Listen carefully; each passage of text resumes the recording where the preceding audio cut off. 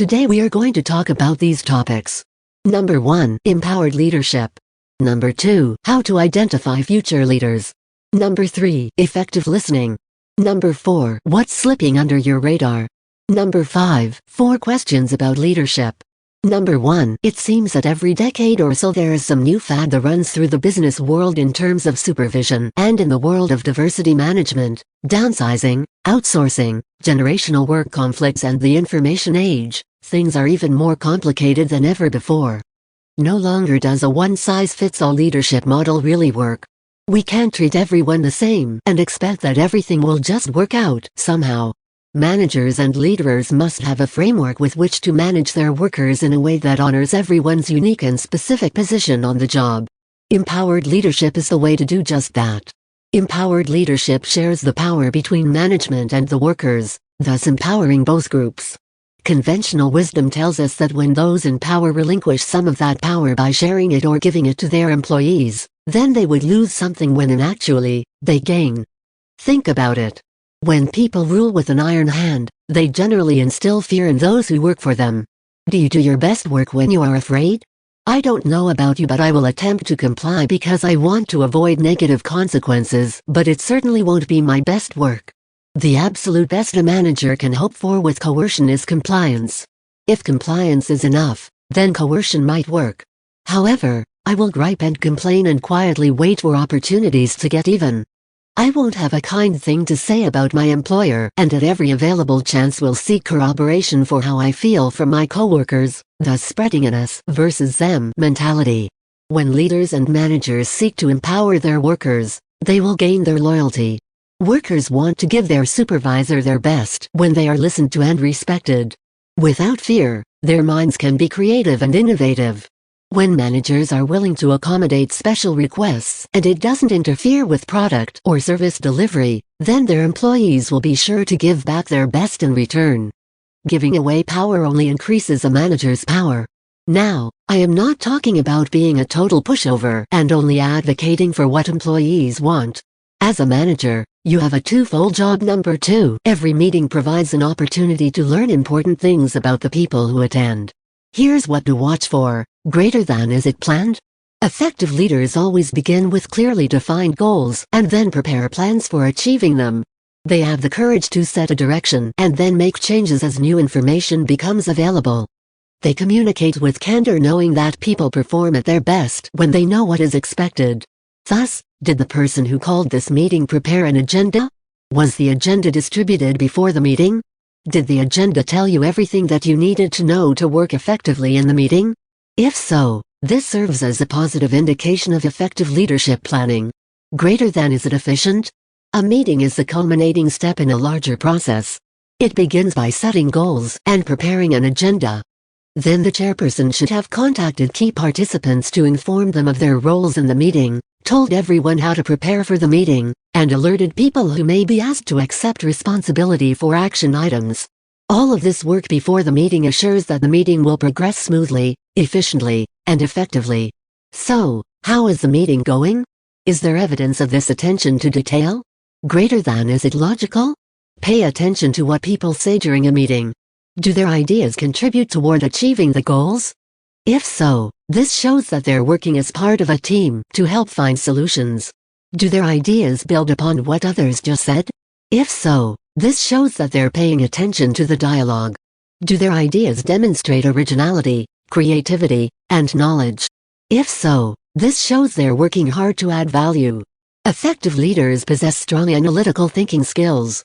Greater than, is it helpful? Evaluate the comments and behavior during a meeting. Are the participants working to support each other? Are people contributing to the safe environment that is essential for open creative thinking? Are people adding high-value contributions? Note that chronic unproductive behavior betrays either fear, a lack of effective work skills, or misunderstood expectations. People who perform poorly in meetings may need constructive coaching. Greater than, is it controlled? Leadership involves more than watching people talk. Thus, observe the dynamics of the meeting process. Is the chairperson leading everybody through methodical steps that take them to a result? Is the meeting being conducted in such a way that the participants feel that it is a fair process? Is the chairperson helping others perform at their best so that the group can produce an outstanding result? Someone who excels in the above areas should be considered for leadership positions. This explains why most executives consider a person's ability to lead meetings when selecting future leaders. Number 3. All too often we are far more enthusiastic about talking than we are listening. Yet it is so vital if we are to communicate effectively. Most breakdowns in relationships are caused because people talk at each other without really making contact. Unless someone hears what has been said, including the subtext, the words have little value. When we are actively listened to, we feel valued and are far more likely to engage in negotiation and compromise. Listening is about far more than words. Watching facial expression and body language is often a far more accurate barometer than the words that are being used. Nice things being said where the smile doesn't reach the eyes is an obvious example. To be an effective listener, it is vital that you listen actively. 10 tips to becoming a more effective listener. Make eye contact. Read the body language of the talker. Are they relaxed, anxious, angry? Extremes are easy to recognize, but often the message is much more subtle. Mirror the talker's body language subtly, a gentle dance rather than a caricature. Show that you are listening, nod, make appropriate responses, ask relevant questions, ask them to clarify if you are not clear about their meaning, summarize, so what you are saying is. Use open-ended questions, the who, what, where, when. Be careful of the tone of your voice when you respond or ask questions. It is all too easy to come across as judgmental or as an interrogator from the Spanish Inquisition. Use empathy. Acknowledge difficulties, but be careful not to fall into the trap of going into anecdotes from your experience. I sense that you are finding this rather difficult, rather than "oh, I know, it happened to me but mine was bigger, more difficult," etc. Take a real interest. If you are simply going through the motions, the lack of sincerity will be obvious to others. Leave your ego behind. Concentrate on the other person. Number 4. Ben, a high-level leader in a multinational firm, recently confessed that he felt like a bad father. That weekend he had messed up his Saturday daddy duties. When he took his son to soccer practice, Ben stayed for a while to support him. In the process, though, he forgot to take his daughter to her piano lesson. By the time they got to the piano teacher's house, the next student was already playing. This extremely successful businessman felt like a failure. At work, one of Ben's greatest strengths is keeping his focus no matter what. As a strategic visionary, he keeps his eyes on the ongoing strategy, the high-profile projects, and the high-level commitments of his group. Even on weekends, Ben spends time on email, reading and writing so he can attend the many meetings in his busy work schedule. Since he is so good at multiprocessing in his work environment, he assumed he could do that at home too. But when we talked, Ben was surprised to realize that he is missing a crucial skill, keeping people on his radar. Ben is great at holding tasks and strategies in the forefront of his mind, but he has trouble thinking of people and their priorities in the same way. To succeed at home, Ben needs to keep track of his family members' needs in the same way he tracks key business commitments. He also needs to consider what's on their radar screens. In my field of executive coaching, I keep every client on my radar screen by holding them in my thinking on a daily and weekly basis. That way, I can ask the right questions and remind them of what matters in their work lives. No matter what your field is, though, keeping people on your radar is essential. Consider Roger, who led a team of gung-ho salespeople. His guys and gals loved working with him because his gut instincts were superb. He could look at most situations and immediately know how to make them work. His gut was great, almost a sixth sense. But when Sydney, one of his team of sales managers, wanted to move quickly to hire a new salesperson, Roger was busy. He was managing a new sales campaign and wrangling with marketing and headquarters bigwigs on how to position the company's consumer products. Those projects were the only things on his radar screen. He didn't realize that Sydney was counting on hiring someone fast. Roger reviewed the paperwork for the new hire. It was apparent to Roger that the prospective recruit didn't have the right background for the role. He was too green in his experience with the senior people he'd be exposed to in the job. Roger saw that there would be political hassles down the road which would stymie someone without enough political savvy or experience with other parts of the organization. He wanted an insider or a seasoned outside hire with great political skills. To get the issue off his radar screen quickly, Roger told Human Resources to give the potential recruit a rejection letter. In his haste, he didn't consult with Sydney first. It seemed obvious from the resume that this was the wrong person. Roger rushed off to deal with the top tasks on his radar screen. In the process, Sydney was hurt and became angry. Roger was taken by surprise since he thought he had done the right thing, but he could have seen this coming. By focusing only on the tasks at hand and not on the people around him, Roger was reigning in one of his greatest talents. He wasn't letting his gut work for him where people were concerned. If Roger's direct reports had been on his radar screen, his gut would have told him that Sydney needed more than just a yes or no decision right now. He needed help making a good hire quickly. An important question for Roger, and for many leaders, is how can I make sure key people are on my radar screen as well as the to-dos of my job? It's not just the VIPs who should matter to you. You need to keep your team, their pressures and their projects, on your radar screen. They need to know you're leading and supporting them and not just riding roughshod over them to get things done. Both Ben and Roger are capable and successful executives who keep their to-dos and their commercial goals on their radar screen all the time. Yet they both find it hard to think of people in the same way.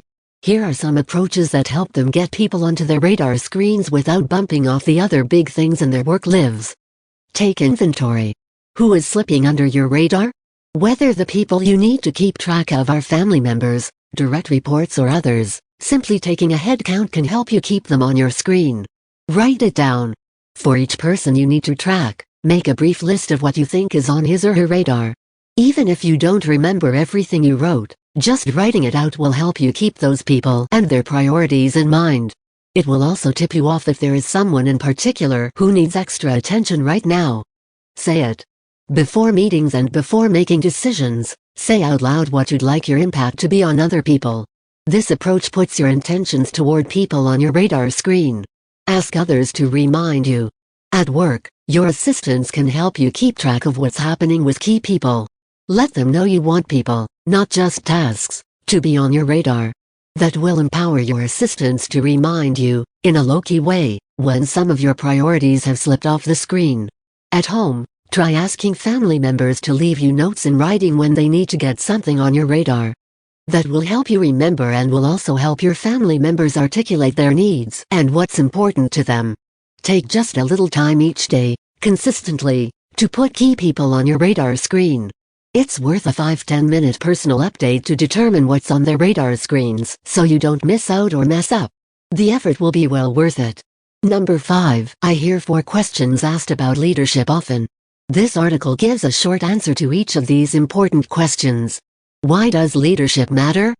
Parents universally hope that their children develop leadership qualities.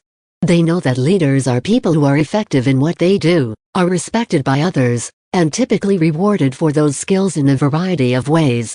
It is in these formative years that, through our parents, we first see leadership as desirable and important. As young people we look up to people around us that motivate and listen to us. People that seem like real-life heroes. We consider these people leaders. As we grow we begin to relate leaders to their jobs, ministers, teachers, police officers, and later mayors, presidents, and CEOs. As adults all of these thoughts and experiences define why we think leaders have desirable traits and play roles we admire.